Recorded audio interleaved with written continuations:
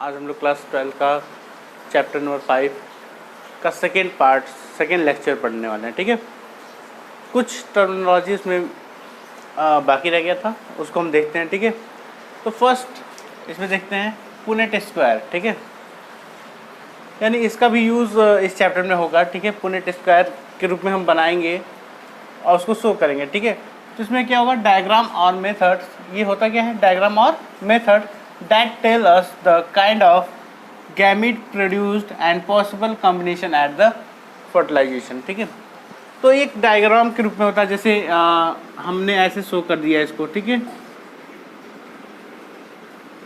Square के रूप में होता है। ठीक है, जितने गैमिट हो गए उतने हम गैमिट से वो कर देंगे। यानी सपोज दैट अगर ये हो गया मेल गैमिट, ये हो गया फीमेल गैमिट। ठीक है, तो यहाँ पर जो भी होगा capital T small T, capital T small T. ठीक है, तो इस तरह से हम इसका कॉम्बिनेशन कर सकते हैं। ठीक है, तो ये हो गया पुनेट स्क्वायर। ठीक है, इसका यूज़ होगा अभी आगे जब हम मोनोहाइब्रिड क्रॉस डाईहाइब्रिड क्रॉस कराएंगे तब होगा इसमें। ठीक है, दूसरा टर्मिनोलॉजी इसमें आता है जीनोटाइप।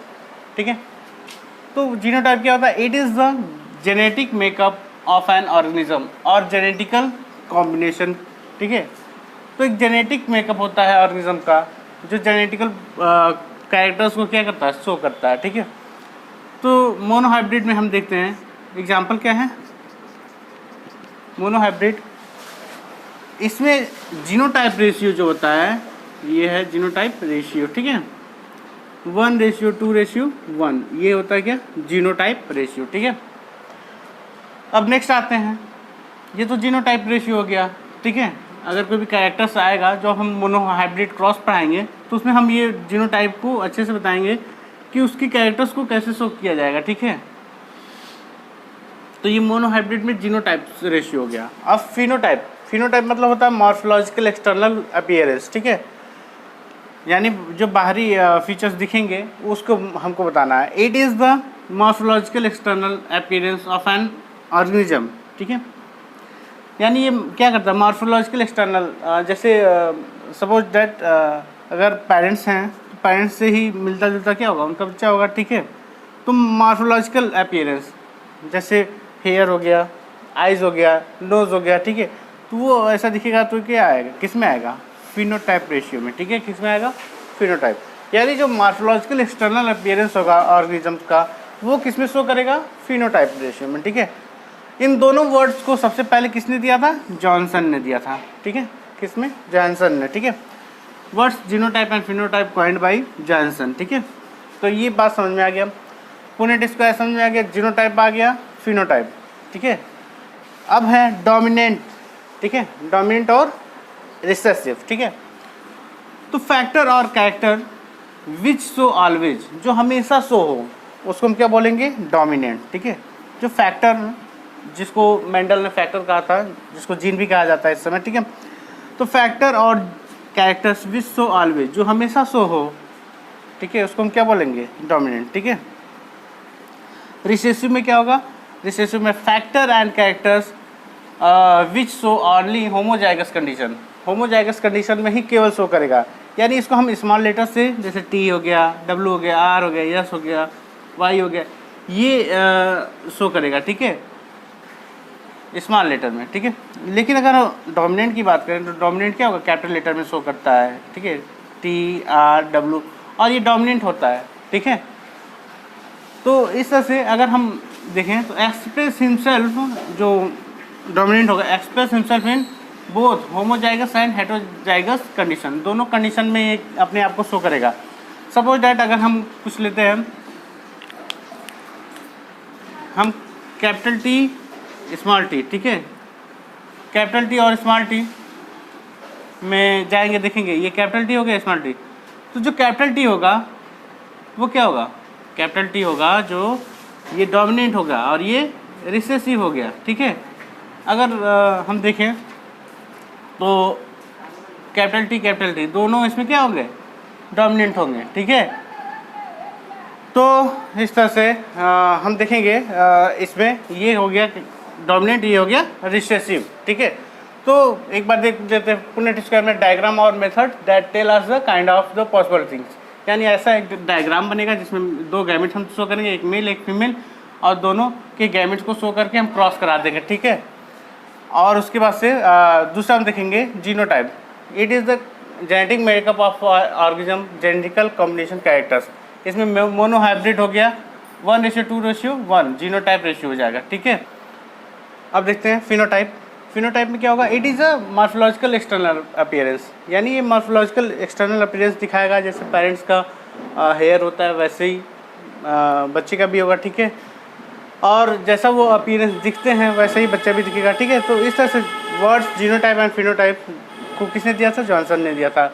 इसका एग्जाम्पल देखें तो मोनो हाइब्रिड में 3:1, ठीक है, 3:1, यानी जो अगर जब हम क्रॉस कराएंगे तो उसमें देखेंगे कैपिटल टी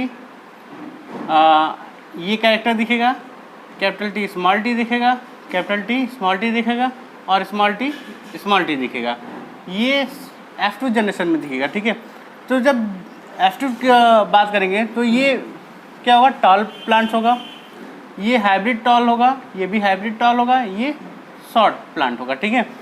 तो अगर हम देखें तो रेशियो हम बताया कि जीनोटाइप में, तो जीनोटाइप में क्या हो गया है, एक तो बहुत लंबा है तो टी, ठीक है, दो क्या है, हाइब्रिड है तो 2 हो गया, और स्मॉल टी कैरेक्टर्स एक में है तो 1:2:1, ये जीनोटाइप रेशियो हो गया।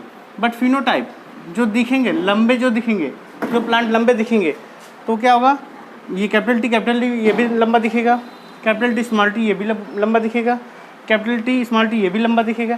तो इस तरह से कितने लंबे दिखेंगे, लॉन्ग प्लांट 3, और एक कितना दिख रहा है, शॉर्ट।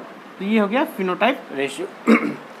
और डोमिनेंट कैरेक्टर बता दिया कि एक कैपिटल टी है एक स्मॉल टी है, तो कैरेक्टर किसका दिखेगा, टी का ही दिखेगा, तो ये डोमिनेंट हो गया, कैपिटल टी का ही दिखेगा।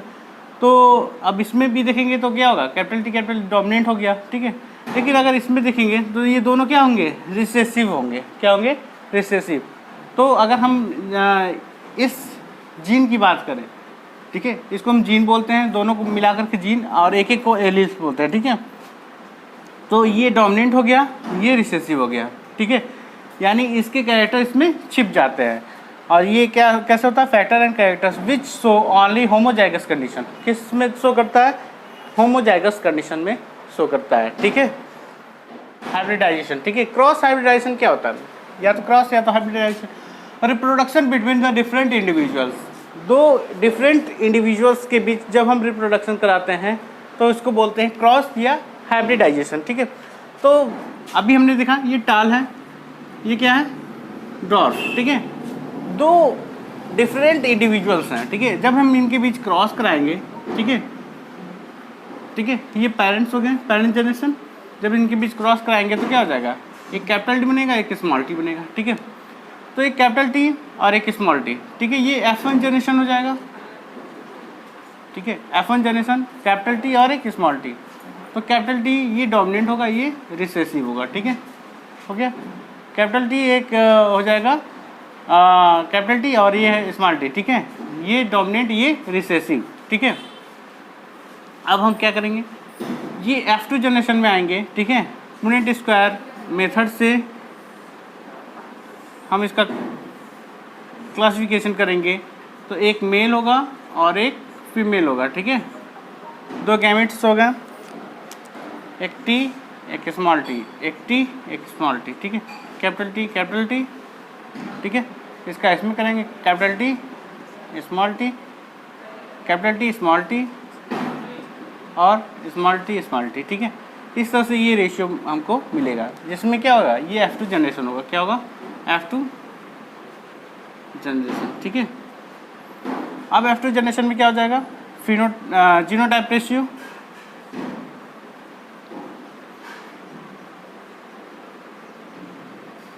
वन रेशियो 2:1, ठीक है। Phenotype ratio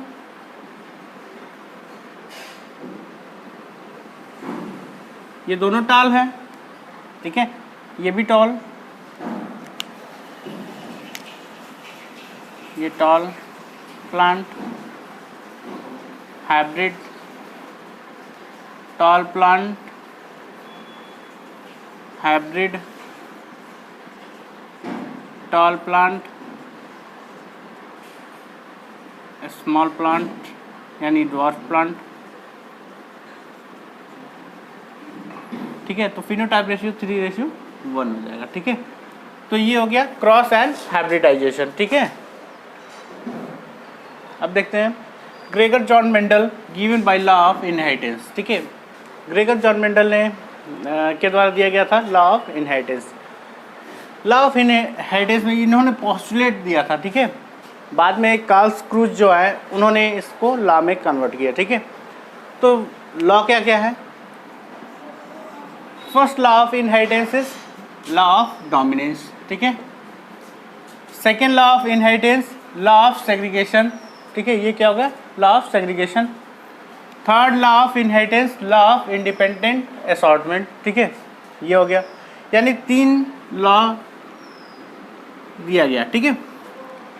Gregor John Mendel ने दिया था। इन्होंने सबसे पहले अपना जो लॉ था उसको पाइसम सटाइवम, ठीक है, पाइसम सटाइवम यानी पी प्लांट, पी का जो साइंटिफिक नेम है पाइसम सटाइवम, ठीक है। इस पे उन्होंने पूरा जितना भी अपना एक्सपेरिमेंट था उन्होंने इस पे किया, ठीक है। अब फर्स्ट लॉ क्या है? लॉ ऑफ डोमिनेंस, ठीक है। तो लॉ ऑफ डोमिनेंस होगा क्या? यानी डोमिनेंट कैरेक्टर शो करेगा, ठीक है। यानी F1 जनरेशन में डोमिनेंट कैरेक्टर क्या होगा? शो करेगा। तो the character which express itself in F1 generation is called the dominant characters. But इसमें जो रिसेसिव कैरेक्टर होगा and the character which does not express itself in F1 generation is called the recessive character, ठीक है। तो suppose that अगर हम देखें तो F1 जनरेशन में हमारा आता है टाल एंड ड्वार्फ को हम जब हाइब्रिडाइजेशन या क्रॉस कराते हैं तो आता है एक कैपिटल टी और एक स्मॉल टी, ठीक है। यही तो आता है। F1 जनरेशन में क्या आया कि एक कैपिटल टी एक स्मॉल टी आया, ठीक है। यानी अगर हम टाल और ड्वार्फ प्लांट को क्रॉस कराते हैं तो उसमें F1 जनरेशन में आता है एक कैपिटल टी एक स्मॉल टी। तो ये कैरेक्टर शो होता है किसका? कैपिटल टी का। क्यों? क्योंकि ये क्या है? डोमिनेंट जीन है, ठीक है। ये डोमिनेंट कैरेक्टर शो करेगा। ये रिसेसिव, ये हिडन हो जाएगा, छिप जाएगा। ये कब दिखेगा? F2 जनरेशन में। बट जो डोमिनेंट कैरेक्टर है वही क्या होगा? शो करेगा, ठीक है।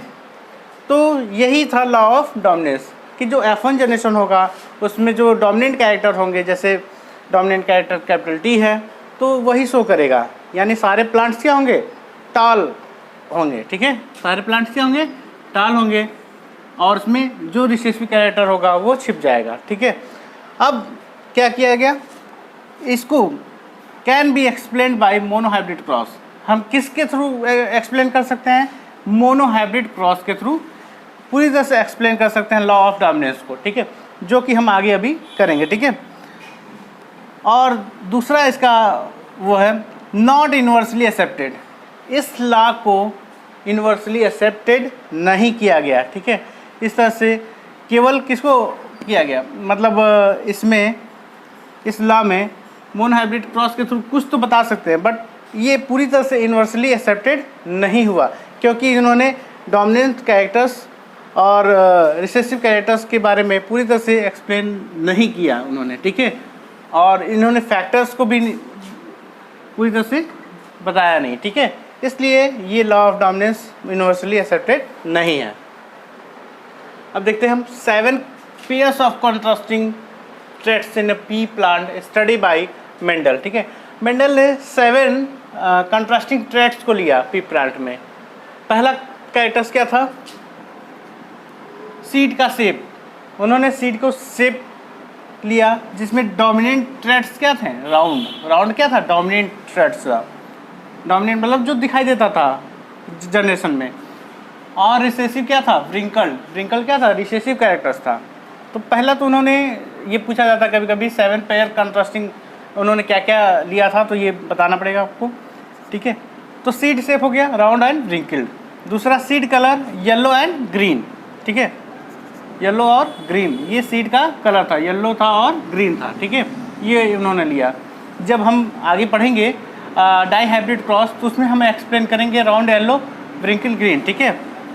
फ्लावर का कलर कैसा था, वायलेट और वाइट, ठीक है, वायलेट और वाइट, ठीक है।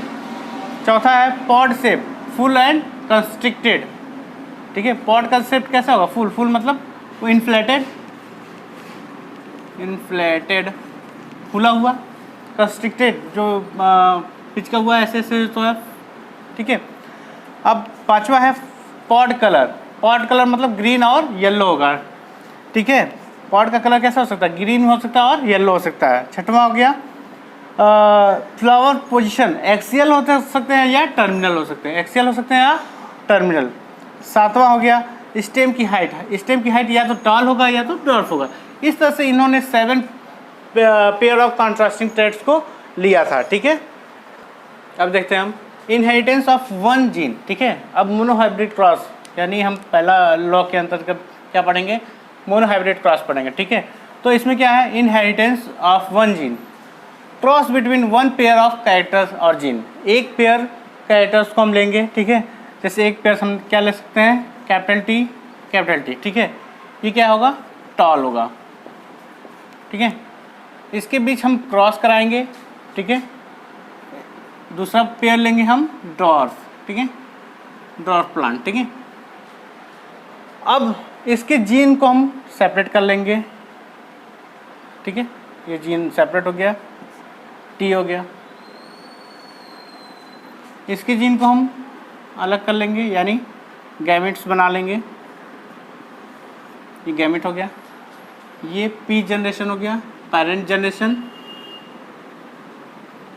ठीक है, पेरेंट जनरेशन हो गया। ये हो गया गैमेट्स, ठीक है, गैमेट हो गया।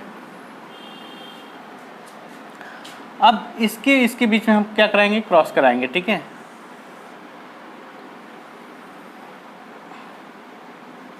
इसके बीच में क्रॉस कराया तो एक कैपिटल टी स्मॉल टी बना, ठीक है। इसके बीच में हम क्रॉस करा दिए गैमेट्स बना करके, कैपिटल टी स्मॉल टी, ठीक है। तो ये हो गया tall hybrid tall plant, hybrid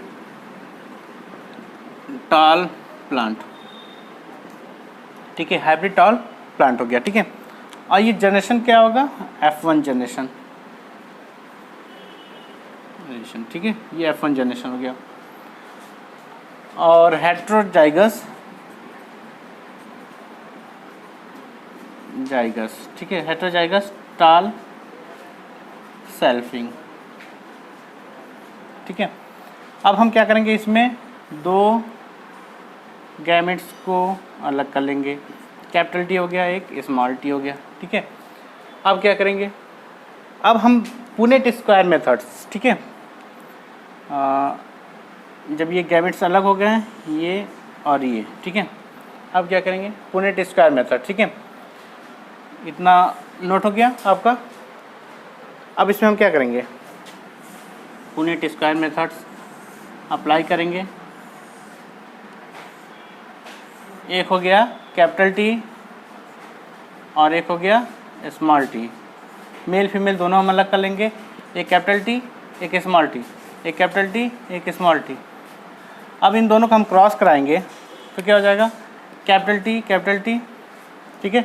इसका इसमें होगा कैपिटल टी स्मॉल टी, फिर इसका इसमें कराएंगे तो capital T small T small T small T, ठीक है।